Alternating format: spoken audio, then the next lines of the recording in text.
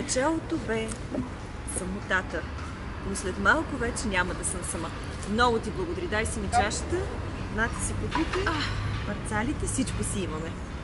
Здравейте от нас, Надя и Калина. Ето ни отново в мрежата. Много ми харесва. С облегчение го казвам, в мрежата. Сякаш има всичко в тази мрежа. Само романтика няма. Как да няма, бе, човек? Няма романтика в мрежата. Тя я уби, погуби, закопа и съм сигурна, че някой ден, като копая под някой дърво, ще я намеря там с надгробна плоча. Искаш да кажеш, под дървото ще искаш да кажеш, че интернет пространството уби романтиката ли? Да. Аз пък мисля точно обратното. Откакто има интернет пространство, знаеш ли колко много хора разбрах какво въобще е романтика? Как така? Чакай първо да уточним. Какво е романтика? Романтика, за мен, понеже не знам принципно какво разбира всеки един от нас, са тези дребни, малки жестове, които показват, че си ангажиран с човека до теб. Това върши ли работа? Имам усещане, че искаш някой да ти плати сметката. Не, това не е романтично. Не, искам това е комерциално. Ами не, знаеш, за мен романтично е, когато отидеш примерно на театър да гледаш Ромео и Джулиета или някаква постановка, която е романтична, човека накрая не да каже и за какво ли дадох 15 лева, а да може да обсъдите как той би викал дори да живееш на 11-ти етаж. Страшна романтика докарах. Искам ти кажа, че нямаше да има въобще Ромео и Жулиета, ако Жулиета беше на 11-ти етаж. Но това е друга тема за високите блокове и романтиката. Добре, аз ще живея на 11-ти етаж, за това си го избрах. Нищо не е вечно, няма да се притесняваш. Слежа на по-долните етажи някой ден. No. Аз наистина си мисля, че по-скоро интернет пространството позволи на много хора да живеят в романтичен свят, защото първо, 21 век някакси хората се притесняват да бъдат романтични. И това върви за старомодно. А интернет всъщност ти дава възможността анонимно да развиеш романтични отношения с някого. Ама интернет ти дава и възможността това романтично послание, което си ми изподелил, да го копираш от Google, защото си написал романтични цитати, а в същото време първо да не го осъзнаваш, второ да не можеш да го повториш на живо. Ма ти защо си мислиш, че едно време... Виж, историята за този... Много е хубаво, като тръгна да цитирам нещо, не мога да сета какво е. Може да не е романтично, но е чаровно. Не Маркиз Дюсат, ами той е другия... Сирено дю Бержерак. Сирено дю Бержерак. От Сиране трябва да го запомня. Ти са някакви сложни и си избираш 4 палко.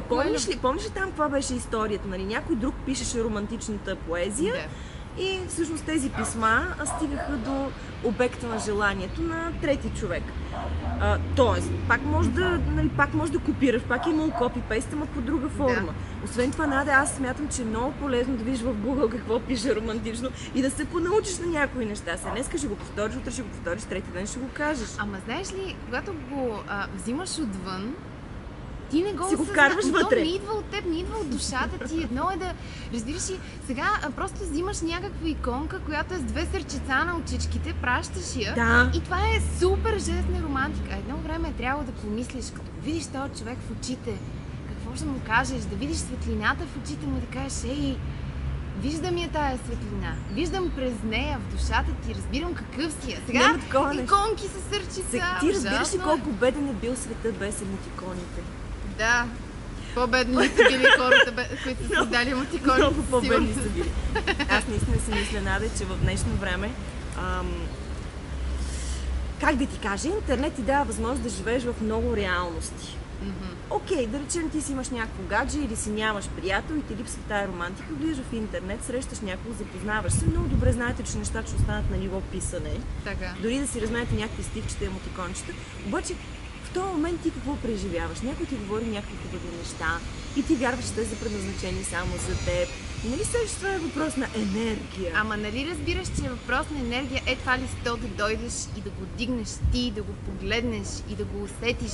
Друго е аз да ти го снимам и да ти го кача в интернет и ти да го видиш и кажеш, колко хубаво ли сто. Ма ти не си го усетил. Това не е романтично, ма как да ви кажа, не, лирично отклонение. Добре, чак малко сега.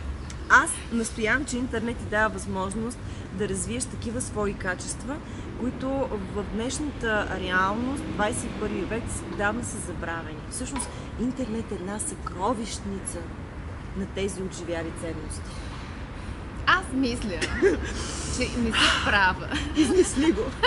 Защото... Не съм права, седнала съм на някакво дърво, съм се подправила. Как ще съм права? Защото това е романтично. Не знам дали знаете, че това е романтично. Да, ами романтично е. Виж какво.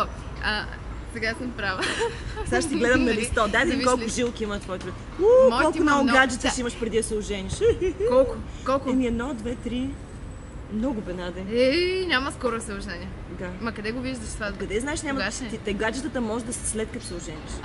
Това вече не е романтично. Това не е романтично. Обаче искам можеш. Да ти кажа, че за мен най-големият проблем с романтиката в интернет е следния. Когато чатиш и изписваш едно изречение, което завършва с точка.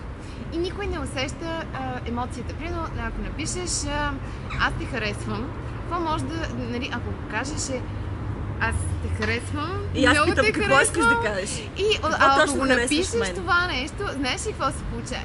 Да, харесвам те. Всеки може да си го изтълкува, както на него му е в този момент състоянието, каквото му подсказва. Тоест, тези ни празни изречения, лишени от емоция. Ако ще е 5 удивителни да сложиш накрая, пак няма предаваш. Добре, аз искам да те попитам нещо. Поставям ти една ситуация. Гълъбчета, елате, милички, за романтика говорим. Къде отидахте там, бе, на кака? Това мъжки са, това не гледай на тях като на кокошки, като на гълъбчета. Така, виж сега. Ситуацията е следната. Перата, виж, престани, ние сме вегетарианци. Виж сега. Значи, ситуацията е следната. Пише си с някого, поредни дни, вечери, някакви много приятни неща. В един момент този човек ти казва: искам да ти чуя гласа. И да речем, че ти се съгласяваш. Изведнъж отсреща чуваш: не така е. Здрасти, Кофра, как си днеска? Добре, кажи ми, тази реалност не убива ли романтиката? Не беше ли по-романтично допреди малко, когато си копирахме копи-пейст някакви неща от Google? Единственото, което си направила е да си загубиш тия вечери, в които си писал с човек, който си знаеш, че не е твоя. Ако го беше видяла в първи момент, даже нямаше да стигнете до там да си пишете. Ама не защото има акцент, защото в твоята глава вече има друга представа покрай това, че сте си писали. Обаче кой ти е дал възможност за тая представа? Интернет. Ако просто го беше срещнал този човек някъде и той ти каза здрасти, ти нямаше въобще да му обърнеш внимание. Така си имал поне няколко дни, няколко вечера, в които си живяла в една така поетична история. И извода какъв е? Че интернет е за хора без живот. Не, че няма да се запознаваш с някой, с който в интернет да си писали хубави неща, да не стане проблем.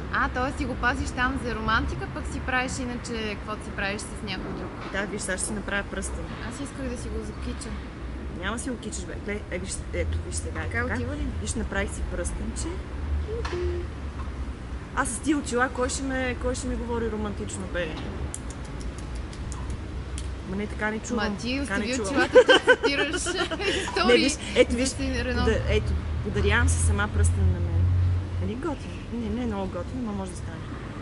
Сега ще решат, че си търсиш хора да си чатиш с тях. Нищо не търся. Остави го това. Обаче интернет е еманация на това, което е казал Оскар Уайлд. Истински живот е този, който не живееш. Той човек го казал точно по повод на романтиката. Моля ти се, единственото, което можеш да постигнеш... Слушай сега, нещо друго, което на мен много ми пречи в интернет. Моята по-малка, ма поне лесно ще ме откраднат. Липсата на запетайки. И как е? Това ли ти убива романтиката, аз даже бе? не толкова романтичните послания, аз направо изпадам в екстаз, когато се пише с някой, който използва запетайки. Ма седя така и се вълнувам, сега мога запетайки. Ако са поставени където трябва направо. Не съм съгласна с теб. Смятам, че в днешно време никой няма да отиде да ти купи цвета и ти го подари, обаче в интернет бъка от разни цветенца и картички, емотикончета. Ма виртуални! Аз ако те поканя да пием кафе виртуално, ти какво ще усетиш от това кафе? Ще си пуснем скайп и аз ще пия кафе, ти ще си пиеш кафе. И това не става. Добре, че ме посети. Освен това, ако използваш интернет и дадеш шанс на човек да комуникира чрез онлайн вариант с теб, това означава, че ти реално отрязваш възможността да пиете кафе на живо. Ти му показваш, че може да му е лесно. Защо да му е трудно, като може да му е лесно? Защото да излезе на среща с теб означава да му видиш очите, жестовете, мимиките, като ти говори за нещо, да видиш дали се вълнуваш. Защото аз мога да ти цитирам Махатма Ганди, примерно, обаче да съм най-неотворения към хората човека, защото ти пускам цитати и ти вече си мислиш, че аз съм голяма работа. Чакай ти разкажа една случка от много отдавна с това да ти видя очите. Спираме някакво момче, ама много отдавна, още съм била студентка, спираме. Просто ме спираме, каза: здравей, може ли да пием кафе заедно? И аз, поне беше слънчеви очила, как като си свалиш очилата, ти видя очите, ще ти каже. И той ги свали, се оказа, че е разногледна. Не ме питай, разбираш ли? Така че не винаги е добре да виждаш очите. В смисъл, наистина, лоша съм била, извинявам се много, съжалявам, това е положението. Какво значи ти все пак ще ги видиш в един момент? Ама и тук мъдър. Сега ли да ти разкажа историята? Онзи ден се води. Сега нищо няма да отлагаш, живеем тук и сега. В метрото пътувам аз. Рядко се случва, ама се случва и винаги събираме интересни истории. И сяда до мен едно момче, явно ходил да спортува с един огромен спортен сак. Сяда до мен и му пада касова бележка между нас двамата. И аз така се огледах, няма да си я дигне, така се наведох с това пръстел. Извадих и му подадох и той ми благодари, нещо ми говореше, обаче аз слушах музика в момента, защото се отворих малко на сръбски рап и много ми се искаше да чуя как ще завърши историята. И само го гледах, че ми говори, обаче никаква реакция и той спря да ми говори. И го загубих, а може да е колко виж каза? Сега, виж. Само забележи как са се подменили нещата във времената. Едно време дамите си изпускали кърпичките, за да я вдигне някой кавалер и това да бъде повод за комуникация. Сега човек си изпуснал касова бележка, обзалагам се, че ти си прочела какво е платил и колко е горе. Лев и 20, бе, какво ще му дам бележката, ама то пише оттам 120 лева и тя вика, о, чакай да му я дам. За 120 ли? Добре, 1200 искаш да пише, който ти дава касова бележка за 1200. Сега разбрахме ли убили романтиката интернет или не, обратно? Не, то ние няма да се разберем по този въпрос, то е ясно и това е от позиция на гледната точка на различните генерации. Аз лично смятам, че интернет дава възможност да имаш световете, които са изчезнали заради просто различната реалност в 21 век. Точно в интернет може да има романтика, Надя. Ако ще да е копи-пейст, разбираш това, ако ще това да е повод да видиш някой романтичен филм, който иначе ще подминеш. Единственото, което интернет ти дава е забавление, когато те мързи, да си обуеш дънките и да излезеш да живееш навън. Ей, това е интернет. Но все пак се случва. А представи, че те поканят на романтична среща и ти, сега трябва да вляза в банята, да си измия косата. Еми да, ма там са хората са навън, виртуално секс още не сме почнали да правим, още по-малко не си почнала се създават. Не си почнала ти, къде да седиш по себе си с целия свят. Така е. Хората са вече виртуални бебета си имат и секс не правят. Едно време тамагочета бяха все виртуални бебета. Факт е, че интернет обаче е безотговорно пространство. Наистина можеш да хвърляш всякакви приказки така на вятъра и те да останат без ангажимент. В този смисъл съм съгласна. Обаче по принцип романтиката е безотговорно нещо. За да се... Не е така. Не е така. Не е така. Това нищо не значи. Това, че някой ти праща романтични писма, едно време ти е пращал или ти говори някакви романтични неща. Идва майка му, наплясква го. Цяла Европа писма ми пращаше. Не, сериозно. Аз пък само с руски другарче да си пишеш и нямаш никаква романтика това, повярвай ми. Имам си една кутия с любовни послания на хартия написани и така като ми стане тъжно и от време на време си ги препрочитам. Добре, какво ти пречи в интернет с някакви особени шрифтове да пишеш писма на файлчета, да ги изпращаш, да ги украсиш в някакви рамки? Това като да пратиш писмо на дядо Коледа. Ти не му ли пращаш? Не. Аз имам дългогодишна романтична връзка с дядо Коледа. Аз му пиша, той не ми отговаря. Аз му пиша, той не ми отговаря. Листа ли ми порасна? Нека. Трябва да свиквам най с пръста. За да имат някаква стойност, ой, в кафето си имам листа. Нашите приказки в интернет пространството, се надяваме да сте получили нещо полезно и да ни кажете, ей, това го чух от вас.